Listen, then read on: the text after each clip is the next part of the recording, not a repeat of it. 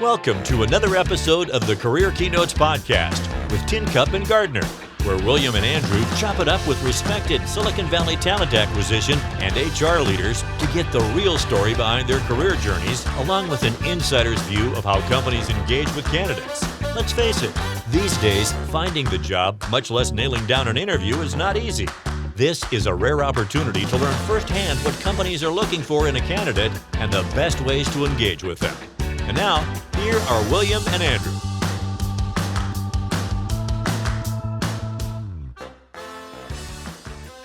Well, hello again, everybody. Welcome back to another episode of Career Keynotes with me, your host, Andrew Gardiner, producer Bev.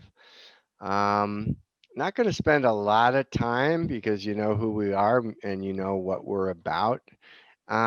Where it's a little light on the comments and the feedback. So if you have any questions or something you want us to cover, or a particular guest you want us to have, feel free to drop a comment in. And so I think I say this every episode, but I mean it every episode. I'm really excited about today's guest. I've known Suzanne for a long time, not long enough, and she's a very accomplished HR, talent acquisition, talent management professional. In fact, I owe her a debt of gratitude for helping break that down for me at one point earlier on in our relationship. So I would like to welcome you, Suzanne Rumsey, to the show. Thank you. I'm glad to be here. It's always fun to have a good conversation with both of you. And I mean, who knows when this will air, but it is a Friday, and yes, it's the 4th of July is coming up, and so I'm in a really good mood. And then again, audience, all 250,000 of you, I just want to top to the fact that I'm puppy sitting my girlfriend's. Well, I guess it's our puppy. It's an English cream golden retriever, which, as I told her, isn't that like a plastic silverware? But anyways, he's a really good boy, and he is outside napping right now. But in the event he wakes up, I will run out and let him in, and we'll let producer Bev and Suzanne carry the show. So with all that out of the way, Suzanne, I, as you know, tend to speak in hyperbole. It would be really helpful if you could just take a few minutes and tell the audience who you are. Sure. Well, let's see. It was a cold and windy day. No, Okay. I won't go all the way back that far. There's no need to go to ancient history.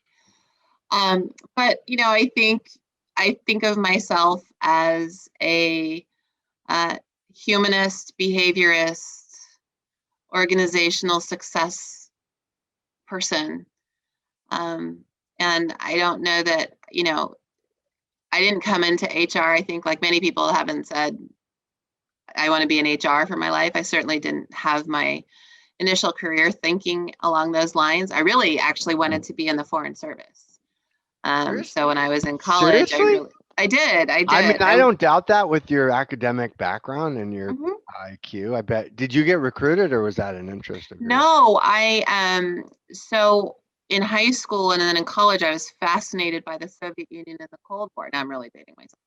I was fascinated by that, and I majored in what was at Duke called comparative area studies, but my focus was the Soviet Union, and I studied Russian, and I was all set to go into the Foreign Service and was going to apply and all that good stuff. And then the Soviet Union broke up. And so suddenly no one needed anyone who knew anything about the Soviet Union. And it wasn't so much Russian speakers that people in Washington, D.C. wanted. It was more like, well, do you know Azerbaijani, or do you know, pick a more focused language or even dialect. And at that point, well, those weren't the languages that were being taught in U.S. institutions. Wait a minute. Do you speak Russian? I don't really anymore. I understand some of it, but I did study it for 4 years, and I did study in the Soviet Union for a summer. Wow. Ow. So now your grasp of the language is when you're watching a movie with Russian bad guys, you can go, oh, he just called that guy. Yeah, or I can say, yeah, that's Russian. Or I can be out walking around in San Francisco or in LA and know that what's Russian. I remember when I lived in Los Angeles, my eye doctor, I would go to my eye doctor and his whole staff was Russian. His wife was Russian. So his Dobre whole staff utra. was Russian. Oh dear, come on, producer Bev. Nobody likes this show off. Hey Suzanne, I love the writing. I mean, and when I say I love it, it's just so pronounced. Like okay, that's to your point, but Bev, I see it in a movie, or actually I saw it in a Yeah. picture, something having to do with COVID and accelerating it, and it's not. It always looks like it's a prison camp or something. It's like, where you see it, when you see it. That's not nice to say. That's a stereotype. So, okay, well, so keep going. Yeah. So then I had to figure out, when I was graduating from college, suddenly that wasn't as accessible a career, because they were just looking for different expertise, different, language skills and so on. And so I ended up sort of doing that. Well, I guess I'll just get whatever job I can get through the career center. But I ended up going into information systems, or back then were like the systems that we all know, love and dearly today, whether it's finance or PeopleSoft or Oracle or one. And that sort of got me into organizations and technology. And then I went back to school and studied organization, communication, behavior, technology stuff. And then I went into organization and workforce development department at what was then Hughes Space, the satellite company that's since been bought by Boeing. And they hired me because I had a connection through a professor who had a connection there. And B, they were excited because they said, oh, you can talk to engineers. I have no idea to this day what on earth that even meant. But I started there as an intern, and then I was hired on full time. And that sort of started the career in the organization development space, really. So I didn't start in HR so much. I didn't start in recruiting, certainly. I was in organization development. And then that got me into, workforce development and then talent management, which then became a thing. Well, quickly talk about that, because I have to believe that there's some people not unlike me that aren't aware or entirely clear on the distinction between talent management and talent acquisition. Yeah, or if you were like me and living in LA and had talent management on your LinkedIn profile, everybody in LA thought it meant something entirely different than what it really does. Well, it's a great opportunity for us to, make an impact. Yeah. So, talent management, as it sort of came to be, I would probably say in the mid 2000s, mid aughts, from where I sat, it's really taking that point of the talent of the employee life cycle, of the point of when an employee enters the organization, and owning to some degree what the rest of that life cycle looks like. So if you think about, there's attract, source, hire, onboard. Usually the transition between the onboard, the hire and the onboard, is where you hand it off from your external facing team, which traditionally has been talent acquisition, to an internal team, which can be talent management. And talent management in many organizations is a center of excellence in HR. And that center of excellence can vary, sort of depends. I mean, most places it includes things like performance management, succession, talent review staff, career planning. Sometimes it's analytics. In some organizations, as it has in my past, has included learning and development or leadership development, organization development, organization effectiveness. In some instances, depending on the size of the organization, they might break those apart. So, my journey has been in all of those areas. And so I didn't grow up as a recruiter, and I actually still have never, until probably this job, done actual recruiting per se. I don't believe. But I've overseen recruiting functions, right? Hey, just quickly, does internal mobility fall under the talent management umbrella? It can, and in many places it does. It sort of depends again on how HR and how the people function is conceived and designed and set up. There's an argument to be made that internal mobility should align with talent acquisition, and that should just be, putting people in jobs regardless of where they source from, whether it's internal or external. There's an argument, though, that internal mobility is more aligned with succession planning, career pathing, and that sort of thing, which can align more with talent management. So there's all sorts of configurations that I've seen, and certainly as a consultant for years, saw lots of different ways of doing it, but it sort of depends. Is it fair to say retention is kind of a key Mhm. component of talent management? Because that's kind of my Yeah. takeaway. Yeah. I mean, talent management, like anything, retention is a co-owned thing usually. Talent management has a big piece of it. Operations, i.e. total rewards, can have a big component of it too, or benefits. So again, it sort of depends on how different organizations align. Right. But in roles that I've been in, retention has a lot more to do with, are they having development conversations? Are they identifying growth opportunities? What is the future hold for somebody and why would they want to stay? And then usually there's like less toss in a retention bonus while we're at it. So So it's usually with the talent management team, it's usually more effective. Let's put it that way. Retention is usually a better outcome if it's with talent management. one of the things I've been really one of the reasons why I wanted to have you on the show, Suzanne, and one of the reasons I was really looking forward to this is because you can speak to so many different facets of TA, Mm-hmm.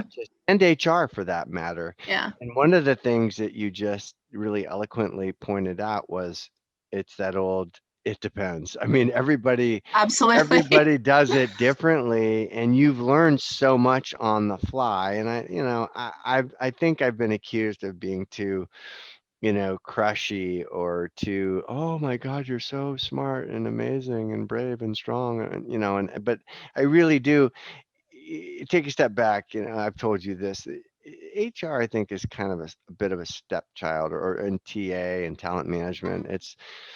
It's not always, in my opinion, recognized and appreciated for that. I mean, you just said something really interesting, or I extracted something really interesting from what you said, and that is there's such an emphasis on hiring, hiring, hiring. But Yeah. if they don't stick around, it's a huge investment Mm-hmm. that doesn't pay off. And so while the emphasis is on getting people enrolled and onboarded, and if they don't stick around, or you don't keep them engaged, or there's not a pathway for and it doesn't have to be like, breadcrumbs and Hansel and Gretel, but Right. but and so the other thing, and I don't know that I know the answer to this, and I'd love to hear your narrative, is I think a lot of times someone once told me, I don't know if it's true, and again, love to hear, and producer Bev, happy to have you dip in your oar, but you know how sometimes you go to a company and they hire you as a director of Mm-hmm. X. The likelihood of you becoming or a manager, say, the likelihood of Mm-hmm. you becoming a C-suite, or it just going along that is not. I mean, again, back to the old "it depends" answer, but there's kind of a glass ceiling. You're never going to be, without sounding callous, more than you were hired for. I mean, in other words, if you want to really accelerate your career or advance your career to the next level, more often than not, your best shot at that is going to be taking your skill set Mm-hmm. somewhere Somewhere else. else. And Yep. what do you think about that? I think probably in the last 12 to 15 years, that's generally been true.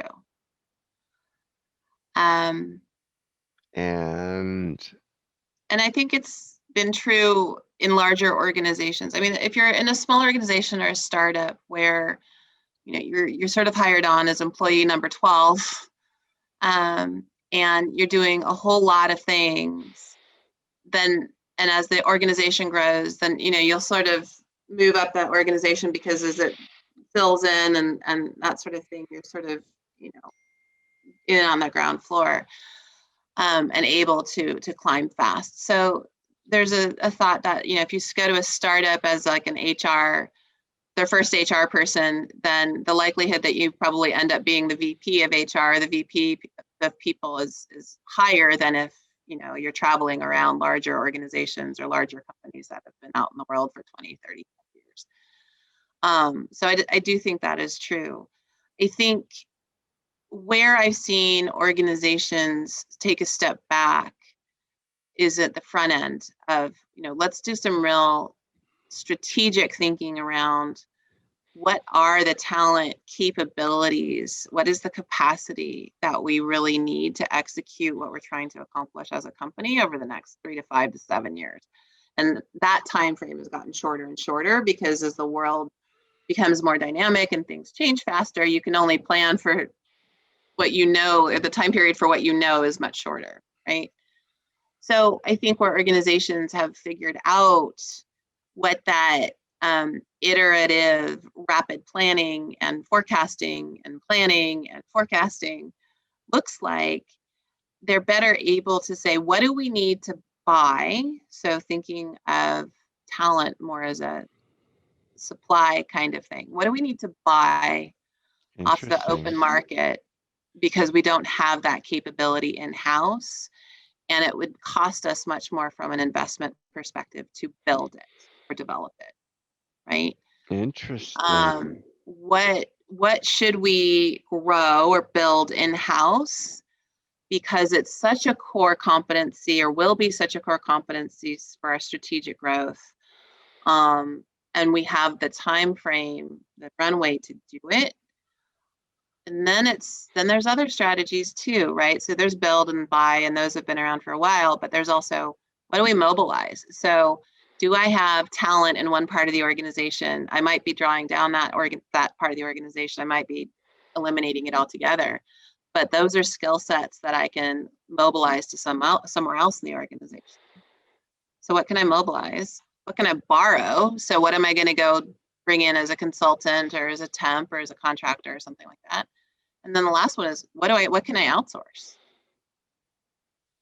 So that comes back around to say, if the organization knows and is able to say, here's our strategy for what we need, and then they're able to articulate that in the ways that say, here are the skills and the experience that is necessary for these roles that we've said that we need, it's much easier to grow folks to those things if that's the strategy. And people see a path, or you're able to provide a visibility to a path to those higher level jobs if that's what people aspire to. And then if people don't see that path, then yeah, they're going to, find that opportunity somewhere else. What happens most of the time is organizations haven't taken don't have the patience and haven't gotten the discipline of that iterative planning and strategizing in place. And so the visibility of opportunity and what's possible isn't there for people. So if you don't see it, don't know that if I can't see it, I can't know how to reach for it. And you're right, it is a muscle.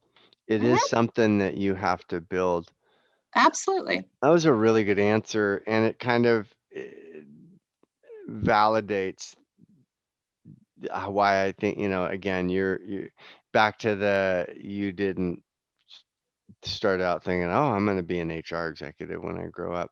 So let's take a step back. What are some of the qualities or characteristics or beliefs that you think are really important to the success, either yours or just in general, based on your experience, which is pretty broad and not insignificant to your earlier comment, and I just know that about you. And then additionally, just as kind of a follow up to what you said earlier, when sometimes and this is, you're a pretty straight shooter and very direct, which I admire, and I want to be more direct, and so I'm trying to do that even with this show. Like, I don't want the show to be perfunctory and mamby-pamby and just like reflexive. Like, I really want people to come away with, wow, I didn't know that, or that's interesting. But so this is kind of one of those takeaways. I'd love to hear your take on it. Is that you made a comment about, and you're absolutely right. Like, if it's a small company and they hire me and I'm the first significant HR hire, then I might be the CHRO within 3 years. And not because I'm a CHRO, because I'm the only game in town. And sometimes I see that as an impediment to the growth and success of a company, because there's an inflection point where a company really needs someone with more vision or different vision than what got us to here isn't going to get us Right. to there. Yeah. So, Yeah. so that's kind of not really a question, more it's more an observation. You want to comment on it, great. But what are some of the core qualities that you know to be true that have served you well, or that would serve anyone well?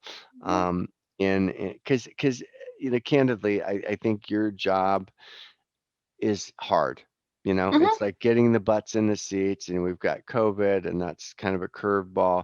But people are always moving the goalposts. It's what have you done for me lately? And Yeah. it's never enough. And then sometimes if they miss the whole, management or retention piece, it can be very costly, literally and figuratively. Yeah. Well, I think for me, again, I've kind of done most things in HR these days. Not overseeing compensation or benefits, know enough about compensation to be dangerous at a cocktail party. But,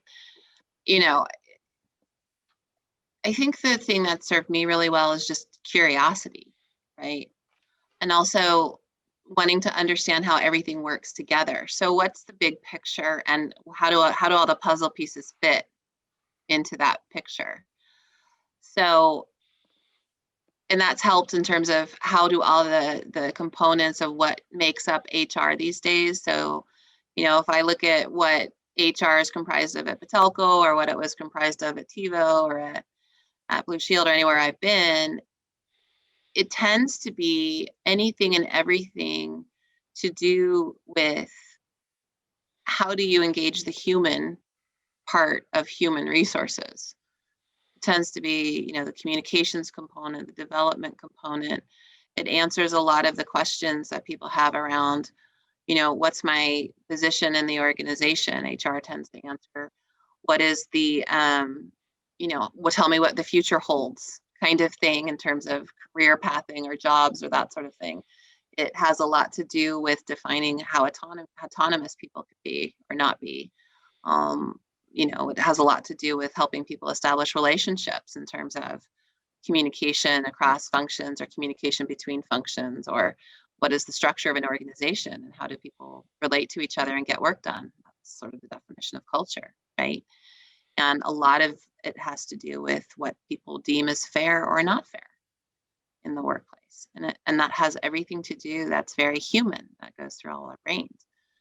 And so that's always been the core of my curiosity, is what makes people tick. That's a great answer. I would add to that perseverance. And I know That's too. what you said, one of the things I think, and again, you have this in spades, is not just the curiosity, but the willingness to go over the middle and ask the questions. Because sometimes companies hire people and they just want them to come in and, nod their head and smile a lot and endorse or support executive decisions or senior leadership decisions that have, for all intents and purposes, already been made. And it's like, hey, if I want your opinion, I'll give it to you. You just need to do what I tell you.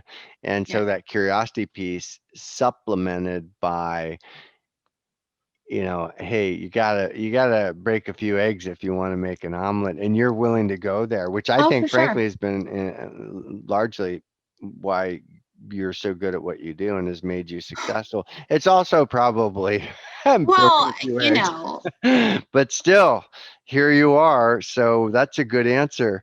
Producer Bev, you said you had a question. I'd love to hear from you.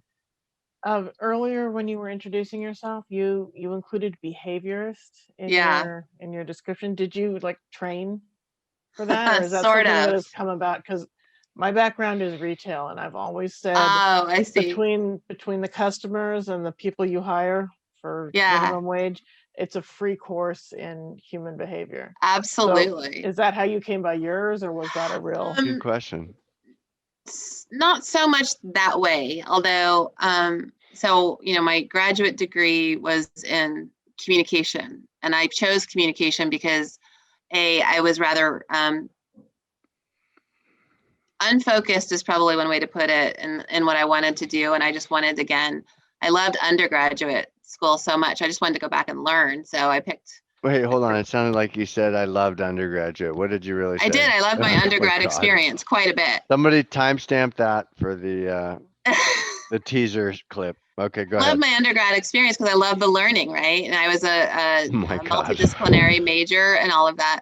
And I wanted that again for graduate school. Now, I was a little naive because, graduate school is intended to be you're choosing a career path. This isn't just a, go and have a free form learning for 4 years. But I chose communications because it was the most interdisciplinary and multidisciplinary program I could find. That included psychology, sociology, and then all the statistics and those sorts of things. And so that sort of whet my appetite for human and organizational behavior in that sense. And then when I was when I started out in organization development, and I went and had a role at HealthNet, and I got some really great training there on emotional intelligence and human motives and values. So the scholar is David McClelland, and I got boot camped and certified and things like that. But that really sort of got me into really thinking about and learning about why people are wired and make choices to behave the way we do in certain situations, right? And I so love that. We need to do a whole episode on that. Okay, keep going. And so it just that, and then the curiosity to continue just to build my own expertise and knowledge of that area sort of gives me a bunch of frameworks by which I can assess and look at how folks are behaving in a certain situation or in certain ways, and look at patterns, and then kind of reach some explanation to say, okay, so this must be what their motivation is, or this could be what their values are driven by, just by knowing what that looks like when it's in action and behavior. Okay, so with all this knowledge packed in your head, and then there's all this actual interaction with so many people applying for jobs and what have you, it's almost like you have a superpower now, because you're behaving. What's the coolest insight or the coolest way you've applied your superpower knowledge? So one of my favorite interview questions, and I learned this, in this sort of certification process, one of my favorite questions to ask in interviews is, well, tell me what you do for fun. Or what do you do in your leisure time when you're not worried about work? And I'm sorry. And sometimes people look at me and be like, oh, she's just trying to get to know me on a, more personal level. And that's true. But what I'm really going to get at is, what I really want to know is, okay, what really drives your deepest core motivation? So I'll give you an example. So someone might say, well, I really like to play golf on the weekend. Okay, that's great. So tell me what it is about golf that you really like. What is it about, going out and walking 18 holes? I mean, because you can like golf for many different reasons. And someone might say, well, I really like working on my handicap. I want to get a lower handicap. Okay, so tell me about how you work on getting a lower handicap. And so, if someone's going down that path, I'm sort of gleaning from them that there's a standard of excellence or a standard of performance that they're driving to, that it's their own internal barometer, or it's a barometer that they're holding themselves to. It's not that they're so competitive with anyone else. It's just, there's that. And so that says to me, this is somebody who is looking to kind of achieve more and better, right? And so I'll think about that and say, how does someone who's got that as their intrinsic motivation fit to what the job is that we need them to do?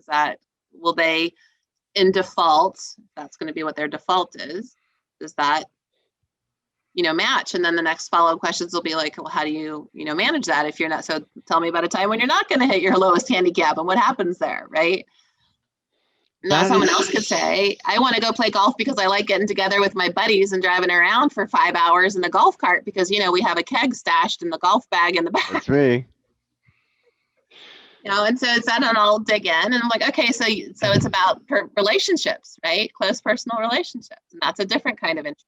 I don't think you'd hire me. No, there's nothing wrong with. Motive, and we all have different motivations, and they're all 100% valid. It just helps me sort of get a sense of what's going to resonate with this person most in terms of management style that That's I would need genius.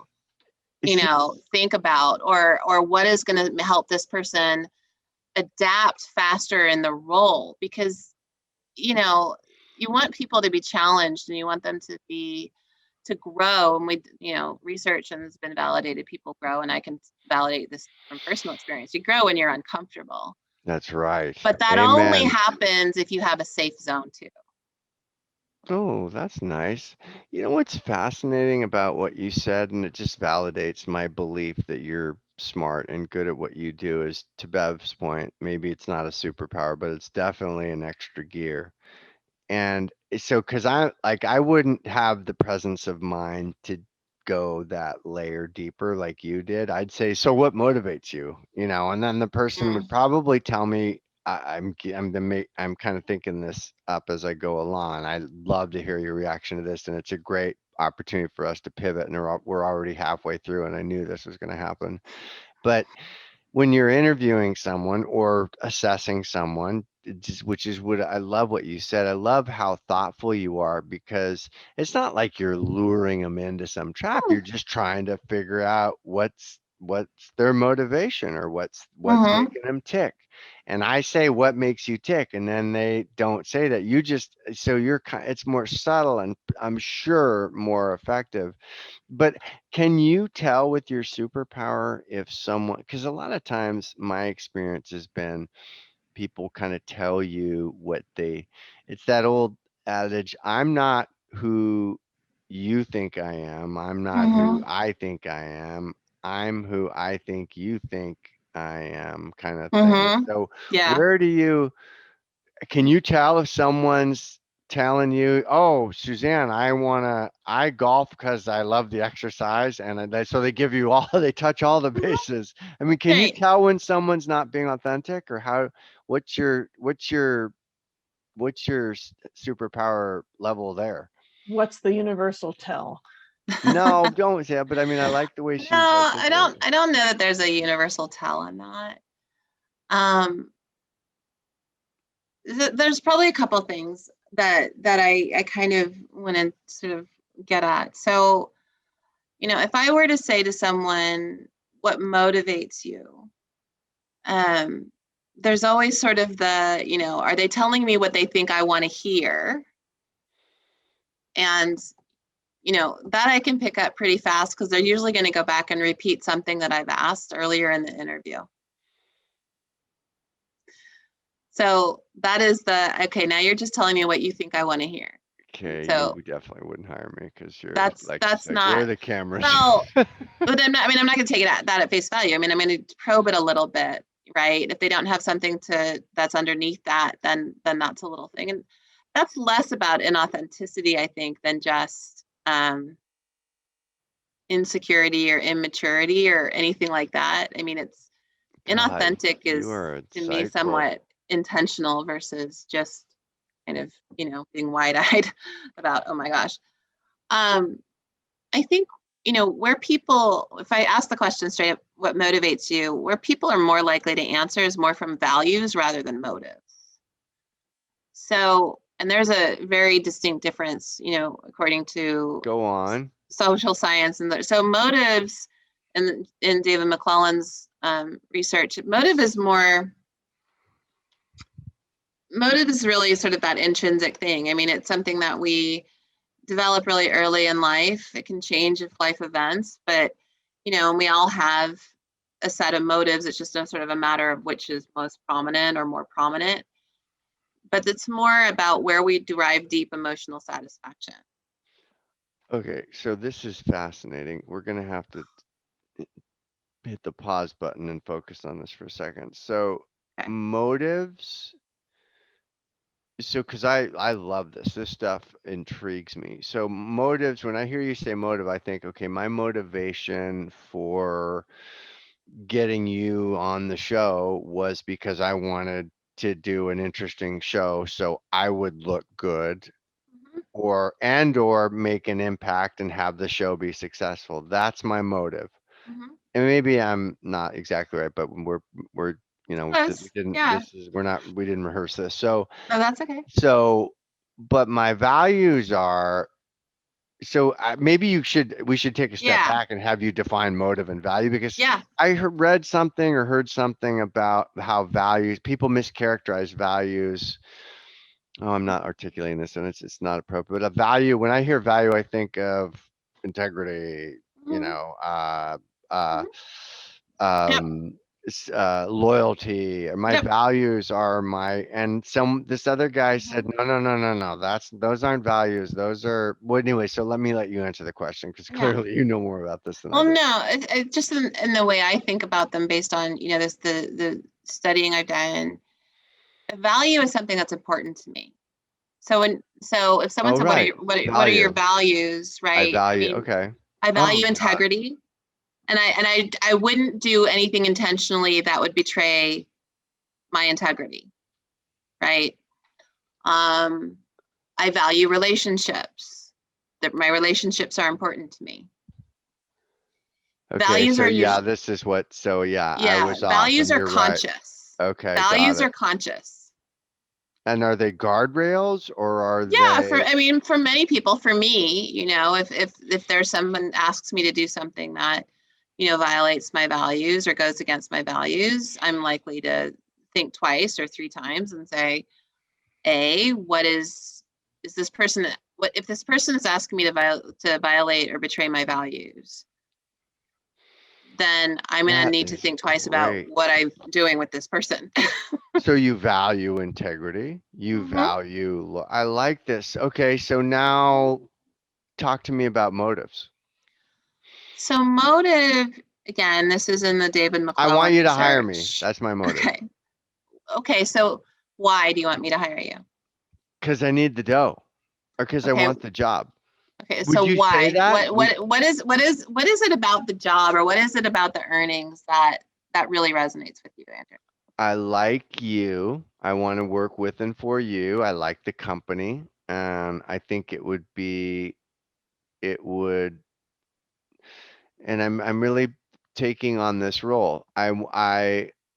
What motivates me, why I'm motivated to do that is I want a job that I like, that I feel comfortable, where I'm recognized in it. God, I'm just gonna spill all my candy in the lobby with you. That's interesting. And you're just asking me questions.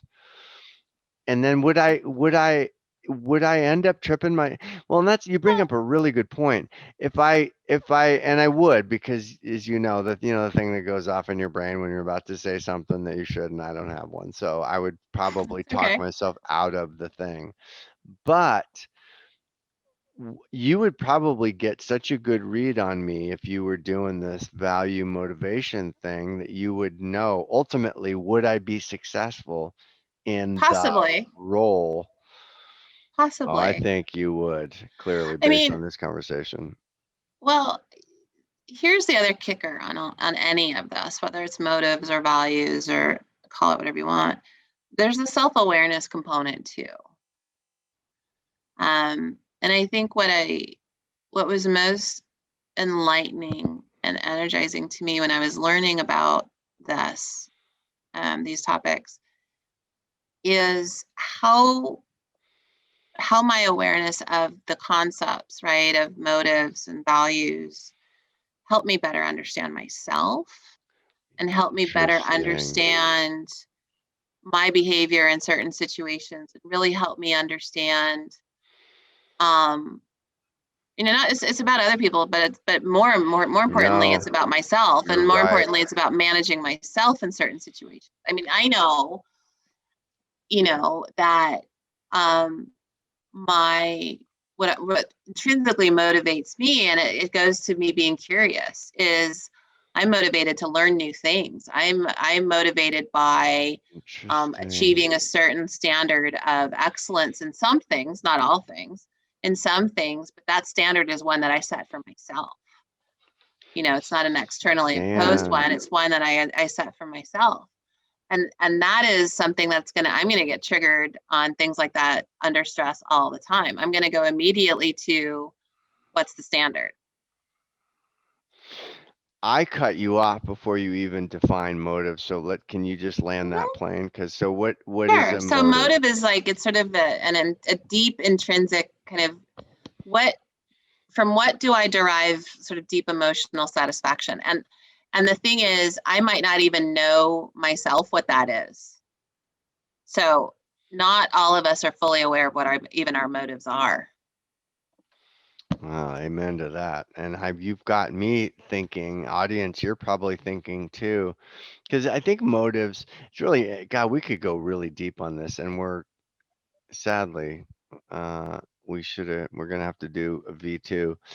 But when I hear you say motive, motivated, my motives are, and it's my own, my own stuff, but motives, are they good or are they bad, right? There's that whole in the way I'm using them in this particular, it's a very specific social scientific definition of motives that I revert to.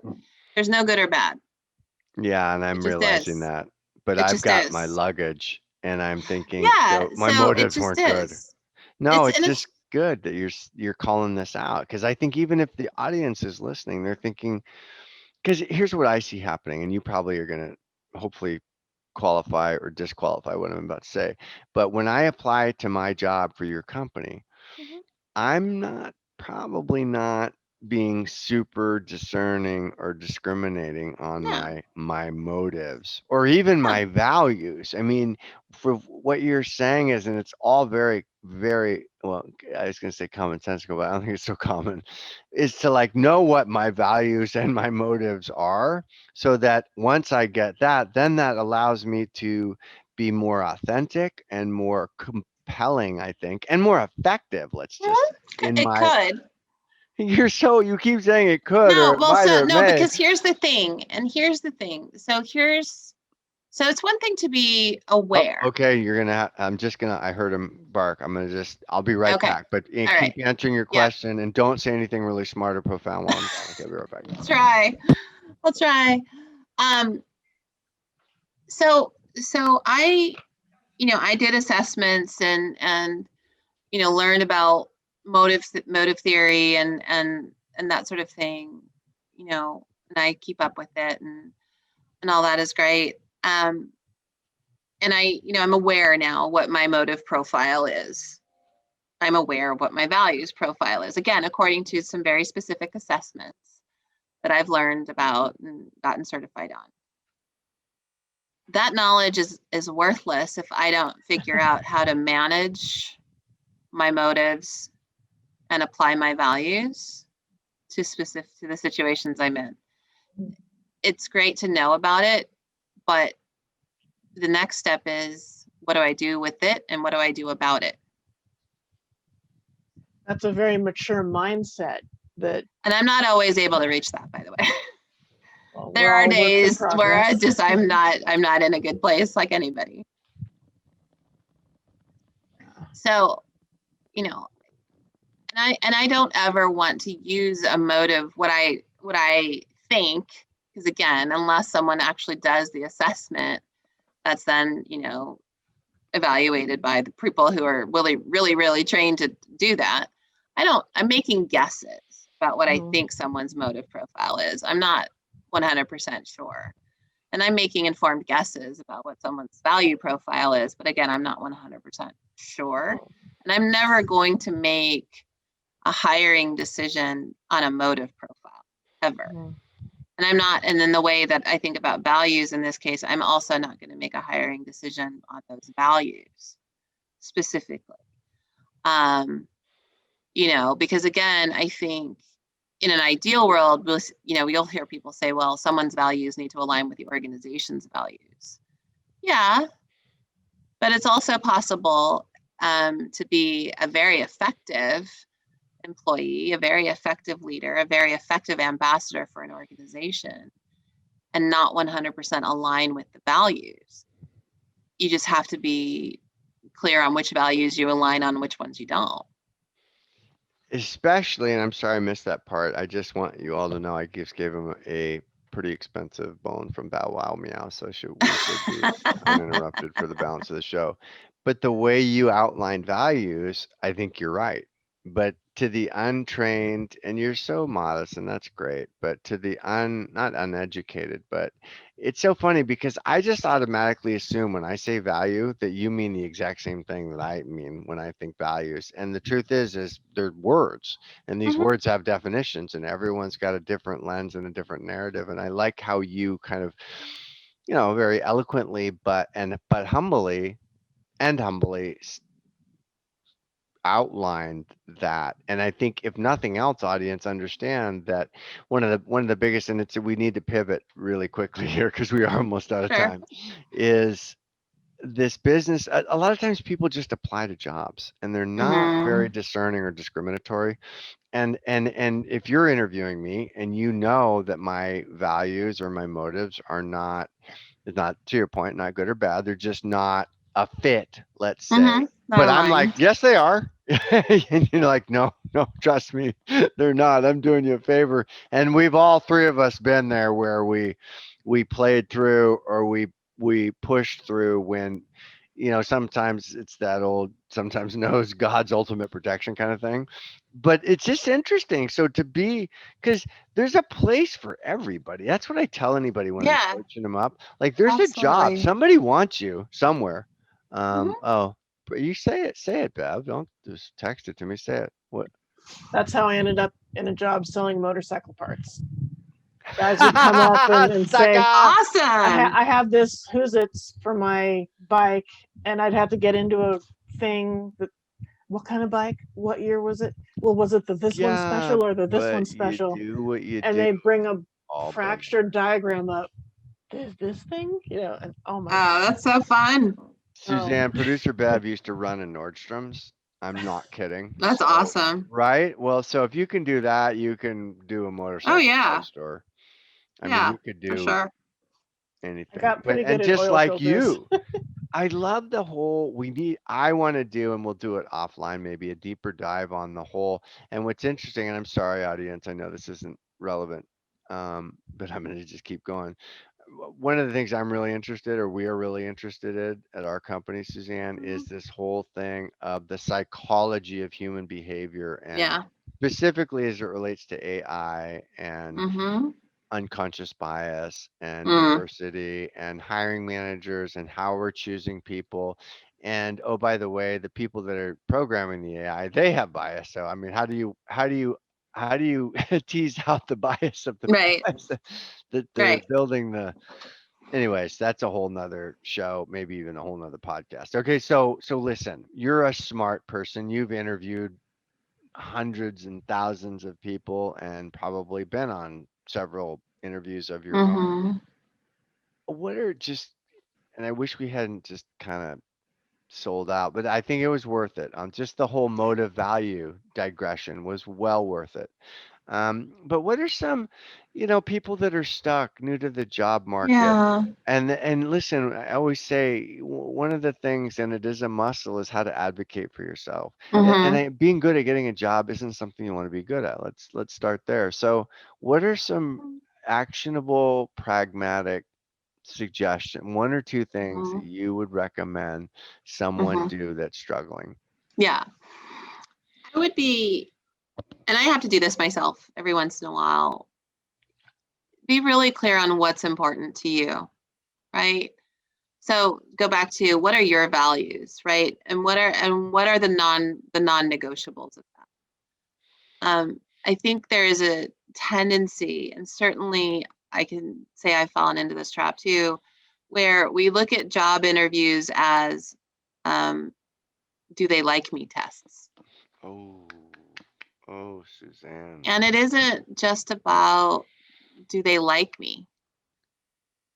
If it's just about liking me, then that's not my point. My purpose here is I need employment, or I want employment.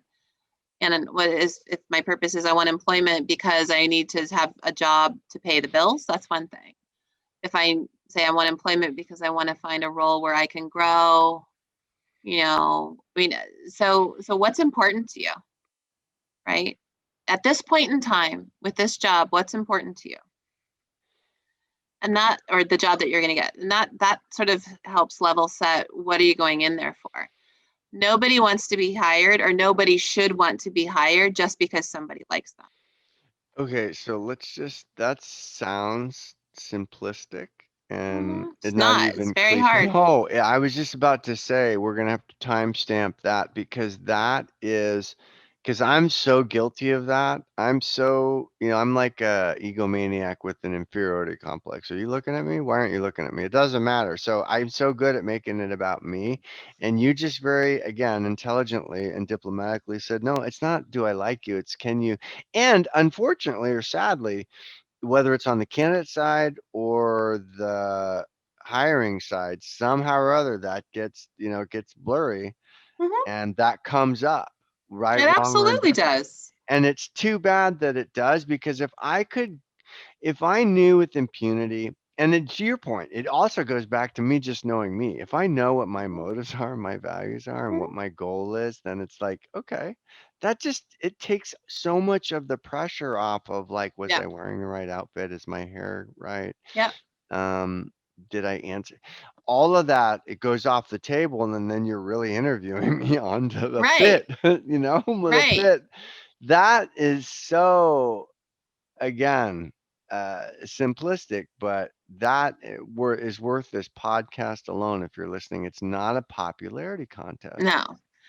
No. And and it's a it's one two-way thing I street, tell though. managers all the Yeah, time, I bet you hiring do. managers too. They'll come to me and they say, I really liked him. I'll be like, and Oh God, I'm so guilty of that.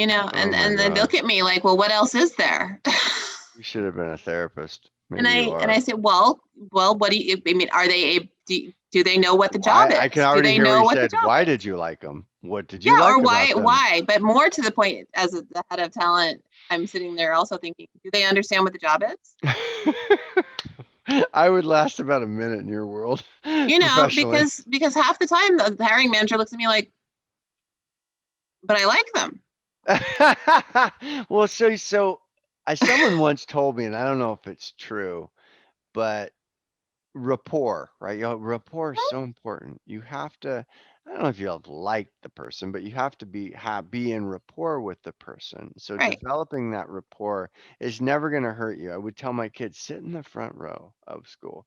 It's harder for a teacher that likes you to give you I mean, if it's all things being equal, if he knows you and likes you and it's a C minus D plus, it'll be, and that's just, I don't know. So that's kind of Yeah. hardwired into me. Well, I met, there's know you, like you, care about you. okay, you clearly, I need to read more, or we need to spend more time together. What were they again? Well, do they know you? Okay. Do they like you? Uh-huh. Do they care about you?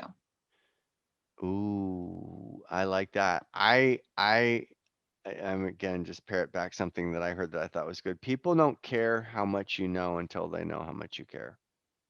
Yeah, I mean that's part of it. I think from a, if you take your Oh my analogy, God. but take your analogy as the professor, right? So the best professors I had were the ones that cared, and they showed they cared because they weren't nice to me all the time. Half the time they probably didn't like me. In fact, one I know didn't like me, I doubt but he that. cared.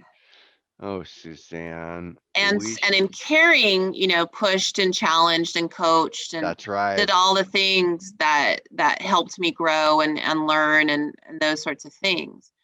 And so, if I'm interviewing as a candidate, what I'm interested in, because of what I know my motive profile is and what's important to me, is this someone who's going to challenge me, push me, and help me grow? You're Right? good. You're good. Um, Let's just double tap on that, because you're right. Because I could, right, wrong, or indifferent, I have had it's that old adage about, where good judgment comes from. It comes from experience, which comes from mhm, bad judgment. mhm. And so luckily for me, I've got lots of experience, which has come from lots of bad decisions, and the decisions that I made the most valuable consequences or growth came when there were consequences. Of And the course. consequences came when people didn't, to your point, it's not so much that they did like me. They liked me enough to fail me, or they liked me enough to fire me, or they Or liked they me enough. cared enough. I'm sorry, cared me. I'm sorry, They that's what I meant to cared say. They enough. cared enough. It's not that they liked me. Yeah, they cared enough.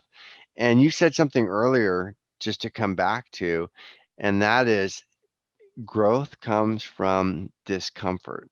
And I was listening to someone else say just to validate what you said, not that you need it, because clearly you know what you're talking about, is that he's not there to motivate you. Like motivation, that's an inside job. You motivate you. Right. I Well, there's will. intrinsic and Yeah, extrinsic, right? I'm not here to make you, I'm here to help you become, and he's like a life coach kind of guy. Mhm, Like, I'm going to challenge you. I'm that guy. I'm not mhm. I'm so sorry. No, no. If you want that, then I'm not your guy. I'm performance enhancement. We are going to become a better athlete or better, Yeah. whatever it was. And I know that now, but I didn't know that when I was younger, and I wish I had, because if you fail once, then it's because you didn't like me, and I think that's a stumbling block that we could spend Mhm. a lot of time talking on. Suzanne, this has been amazing. Okay, well, we're out of Thank you. time. We'll have to do it again. No, thank you. And watch what Absolutely. happens with this episode. I'm super excited, audience, because this is the kind of stuff that I we went off topic a little bit, but that's what's up. And I learned a lot. I mean, I know you pretty well, and I'm already like, oh my God, I should have taken some different classes. You Communication. know, I took I communications because it wish. was easy. No, And I wish, if I look back on my education, I wish oh, that high school had offered me different courses to take. don't start, Missy. You have so much education than most Oh, people. I know, but I just think about, Me I think too. about what helps people, young people, folks just entering the workforce, all those things that had I had a little warm up in probably more high school than college, but I had a warm up in high school, I think my 20s wouldn't have been as rough and tumble as they were. Well, as you know, it's not how you start, it's how you finish. And I'm super grateful that I got an opportunity to give you a voice or an opportunity to showcase what you've learned. And clearly, yeah, this has been and it could be that it's partly Friday and it's a holiday weekend, but I'm very impressed and very grateful. Okay, so, but just to Yeah. indulge us, do you have a weird interview? And Oh we didn't do yeah. the out Well, so as a question and candidate okay, many so years here we ago, go. Strap in, as a people. candidate, um, I was interviewing for a role at a large biotech in the Bay, and I sat down with the hiring manager. That Did doesn't start with G. the Kidding, but go round ahead. round there. I sat down with the hiring manager, and we're just asking questions, kind of talking. But I noticed that he was like, would take something out of a tin and put it in his mouth and chew on it, like a piece of it for a few minutes, and then spit it out into a tissue, and then do another one. And it Chewing just kind tobacco? of went on. No, kind of went on, and I was trying to be, I was, young enough to sort of be like, okay, I'm just going to pretend I'm not seeing that. I don't know what else to do about that. I'm just going to pretend that I'm Oh not my watching God, that. I can't wait to hear how this ends. Lean But in. and then the hiring manager says to me, they say, well, there's this, and I can't even remember the condition. He's like, there's a condition, but my homeopathic doctor suggested I get, oh gosh, willow bark. So he'd gone to a homeopathic pharmacy or whatever and had gotten a tin of willow bark. And the prescription was, chew on 2 or 3 pieces of willow bark every And hour or what does something. it fix? Maybe I should get I some don't willow. even remember. And actually, I'm not even sure that they told me, because I probably had this look on my face like, I don't need to know. That's a good. But literally, like, so all I could say when I, reconnected with my then husband about it, he's like, how'd it go? I'm like, all I remember is willow bark and what looked like a bunch of boogers in a tissue. Oh dear, Suzanne. Okay.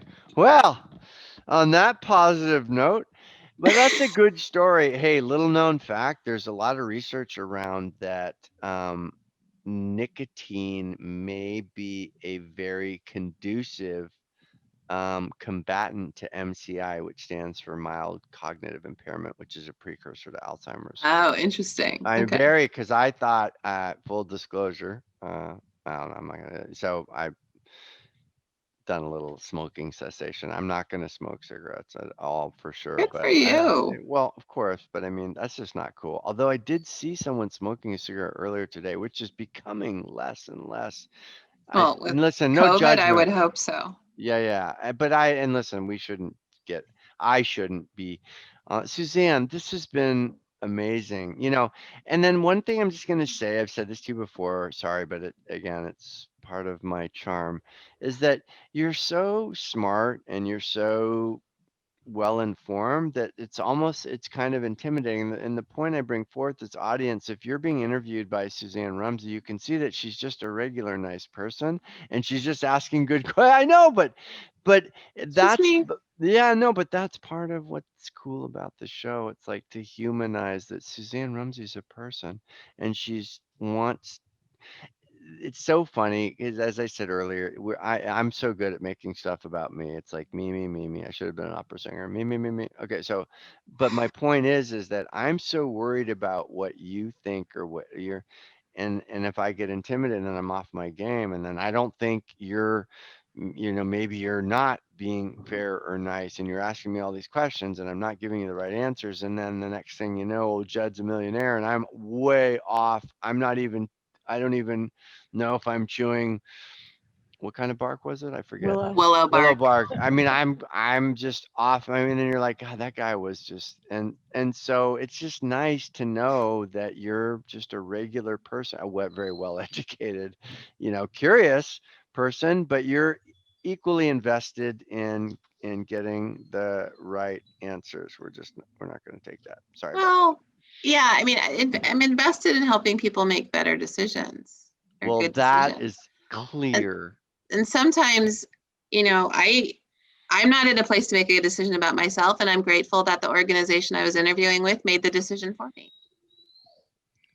Okay, well, so we can hear North in the background wanting to go Aw, out. puppy. No, it's good. So Suzanne, how can people get in touch with you if they want to connect? Probably the best way is through just LinkedIn, like my LinkedIn profile. So Suzanne Rumsey, look me up. That's probably the fastest way to get in touch. I want to thank you for creating time to do this. I know how busy you are, and I'm really grateful. Audience, like and subscribe. More good content. Yeah, this is a great podcast. You all should definitely like and subscribe. Thank you, Suzanne, and thank you, producer Bev. Everybody have a great weekend, and we'll be back next week with more insightful commentary from TA professionals like Suzanne Rumsey. Okay, bye everybody. Thank you. Bye.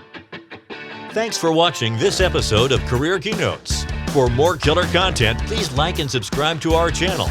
We welcome all comments and questions and are grateful for any input regarding future content, topics, and guests. We look forward to seeing you on the next episode.